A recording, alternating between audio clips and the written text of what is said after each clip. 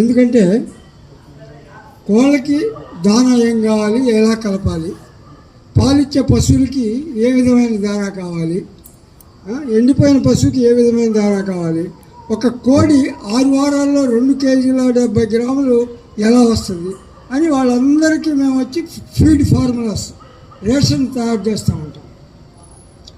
అలాంటి దాంట్లో మేము 2 సంవత్సరాలు చదువుతాం. న్యూట్రిషన్ అనే సబ్జెక్టు 6 సెమిస్టర్లు చదువుతాం, 6 ట్రైమిస్టర్లు. నాకు మా డాక్టర్ని ఇన్స్పెక్షన్కి వెళ్ళినప్పుడు కూడా నేను గమనిస్తూ ఉంటాను, వాళ్ళని అడుగుతూ ఉంటాను, ఏమయ్యా ప్రోటీన్ అంటే ఏమి, ఎన్ని రకాలు ఏంటంటే వాళ్ళు ఏమని సార్ వైద్యం చేస్తూ ఉన్నాం మర్చిపోయామంటారు. అలాంటిది ఒక నాన్ బయలాజికల్ స్టూడెంట్, అంటే ఆయనకు సైన్స్ తెలియదు, అద్భుతం అన్నమాట. ఇది నిజంగా నేను ఇక్కడికి వచ్చిన తర్వాత సైన్స్ తోటి సంబంధం లేని వ్యక్తి, ఆరోగ్యంతో సంబంధం లేని వ్యక్తి, న్యూట్రిషన్ తోటి అసలు సంబంధం లేని వ్యక్తి న్యూట్రిషన్ గురించి ఏ లెవెల్కి పోయాడంటే ప్రోటీన్స్, ఫస్ట్ కార్బోహైడ్రేట్స్, ఆ కార్బోహైడ్రేట్స్ వరకు తెలుసుకుంటే పర్వాలేదు. ఆ కార్బోహైడ్రేట్స్లో కూడా వచ్చేసి సింపుల్ కార్బోహైడ్రేట్స్, కాంప్లెక్స్ కార్బోహైడ్రేట్స్ అని 2 విధాలుగా చెబుతున్నాడు. ప్రోటీన్స్ అంటున్నాడు, అట్లా ఫ్యాట్స్ అంటాడు. ఫ్యాట్స్లో వచ్చి సాచ్యురేటెడ్ ఫ్యాట్స్ ఏంటి, అన్సాచ్యురేటెడ్ ఫ్యాట్స్ ఏంటి, కొలెస్ట్రాల్లో వచ్చి హై డెఫినేషన్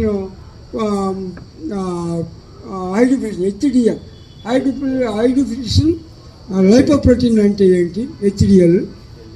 ఎల్డిఎల్ అంటే లో డెఫినేషన్ లైపోప్రోటీన్. ఈ 2 గురించి చెప్తా ఉన్నాడు. ఎంత ఆశ్చర్యం చెప్పండి. అది మీరు ఇప్పుడైనా సరే ఏదైనా డాక్టర్ దగ్గరికి వెళ్ళి ఈ విషయాలు మీరు క్షుణ్ణంగా చెప్పమనండి, తెలియదు. ఒక సర్జన్ ఉన్నా అంటే అతనికి ఆ సర్జన్ వరకే తెలుస్తుంది, కానీ పక్కన న్యూట్రిషన్ తెలియదు, కళ్ళు తెలియదు, ఇంకొక అంగం గురించి కూడా ఆలోచిస్తాడు అనమాట. అట్లా ఏంటి అంటే అంటాడు.